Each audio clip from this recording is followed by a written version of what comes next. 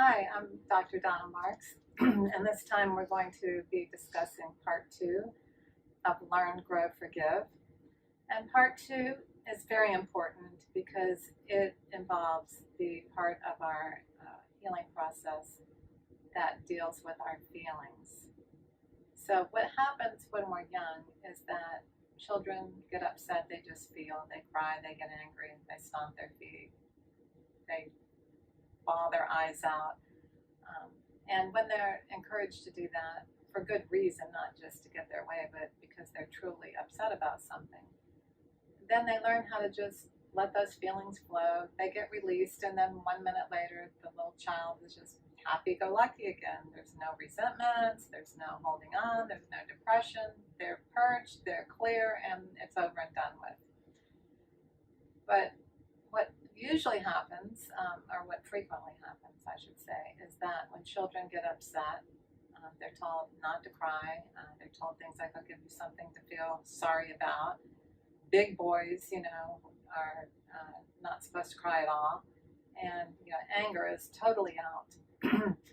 And this is really unfortunate because these are just natural human emotions. And when children are taught how to manage those feelings, then they grow up and they incorporate those feelings into their personalities. And when they feel sad, they cry, and then they feel better. And when they feel angry, they have learned, because their parents have taught them how to express that in healthy ways and how to discharge it in a way that isn't self-destructive or harmful to others. So in order to grow, we have to be able to feel. One of the biggest complications of anytime I'm working with someone is when people will not allow themselves to feel.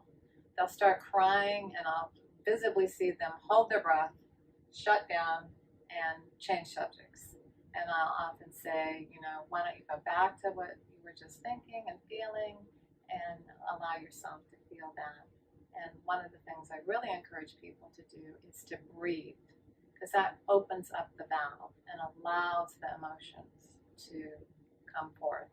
When we hold our breath, we kind of block the channel, block the oxygen to the brain, and it kind of numbs out the brain, and then the feeling can't be released. How this all ties in with breaking a pattern is when children are young and they can't feel, or they aren't allowed to feel comfortable feeling, or they're shamed for feeling, or redirected their feelings, then they're stuck with them inside. And that's what causes anxiety, that's what causes discomfort, that's what causes pain. And so naturally we want to get out of that. That's what sets the tone for, what makes a cigarette so appealing. Nicotine numbs out the emotion center in the brain. Alcohol takes away all that, makes you feel okay and around people. There's no anxieties, there's none of those negative feelings that pull us in different directions and drag us down. So it sets the stage for being susceptible to not feeling okay and doing whatever it takes to feel okay. Eat sugar, distract yourself, video games. I mean, the list of distractions never ends.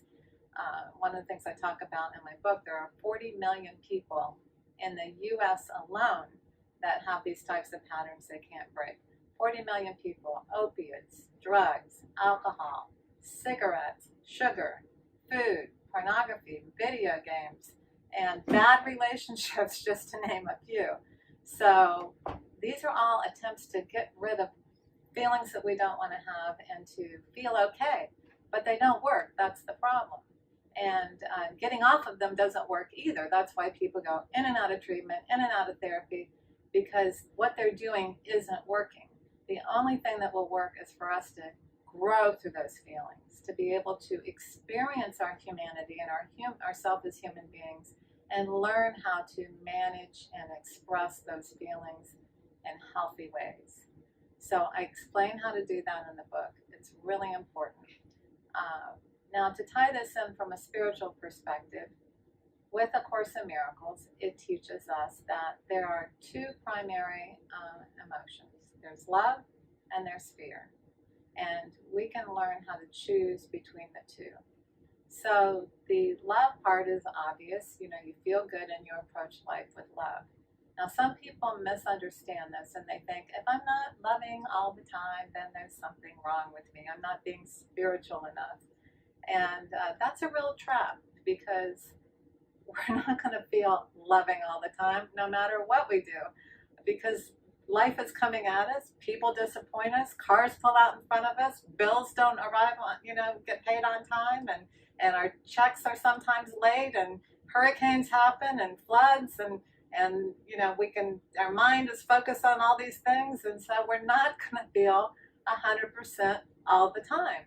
You can learn how to feel it most of the time once you learn how to allow your feelings to be a part of you and how to release them and how to express them in healthy ways.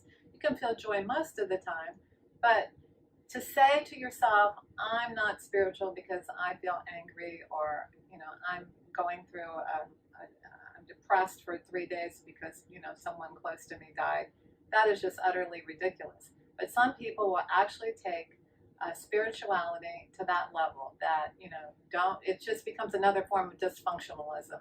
Don't think, don't trust, don't feel, and don't talk about it. This will get better, this too shall pass.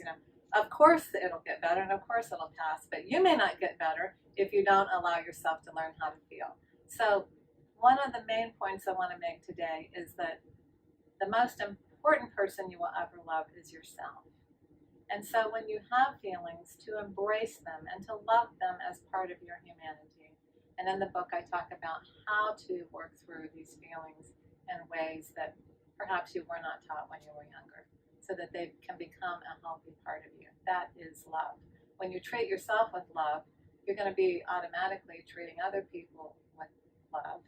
And it's going to have that wonderful synergistic effect of helping you to grow more and more. And also your relationships to become more and more healthy. On the fear side, the Course teaches us that we have two emotions that cover up the fear. We have guilt and we have anger. Now, it may sound confusing that I'm saying, it's okay to be angry and you learn how to express it. And now we're saying that it covers up fear. But if you don't deal with the anger, you can't understand that you have the fear underneath it. So we want you to not, again, spiritualize these concepts into thinking you're not supposed to feel guilt or anger. When you do something wrong, if you feel uncomfortable, that's a healthy thing. It helps you to redirect your actions. And if someone is mistreating you, to have an angry reaction to that is perfectly normal. What you do with those emotions may or may not be in your best interest. That's the key. So when you approach guilt with self-love and decide to make decisions from a place of love rather than guilt, that can elevate your consciousness to a different level. Guilt doesn't stop anybody from doing anything. People who smoke might feel guilty every time they light up, but they keep smoking. People who have hangovers and don't come home at night feel very guilty, but it doesn't stop them from drinking. People having an affair might feel terribly guilty, but they keep having the affair. The reason they keep doing these same things and can't break these patterns is because they haven't dealt with this underlying healing process from childhood forward. So we want to embrace those feelings as part of, and I talk about in the book how to do that, but as part of your process. And then you can start to see the fear underneath. This is the real key. So if I'm doing something that I don't want to do anymore, what is my fear underneath that? What is my fear about not doing that anymore? Or what is my fear underneath the reason I'm angry at someone? Or what is the fear underneath what I'm feeling guilty about that I don't really want to deal with? So that is a very empowering process when we kind of learn how to express these feelings, embrace them, release them, neutralize them, and then get at the real core issue underneath, which is fear. And for most of us, it's really the fear of not feeling okay, not being loved, not being lovable. And we kind of get that message when we're young, when we're told, do this, don't do that, you're not okay. Friends tell you you're not okay. church tells you you're not okay, family tells you you're not okay, you're bad, you know, and you're shamed or whatever. And so we're trying to get back into a state of feeling connected. And that's why we keep going back to these patterns again and again. So in this section of the book, the middle section, which is grow, it's all about learning how to feel your feelings, being with them, and expressing them in ways that are empowering and loving.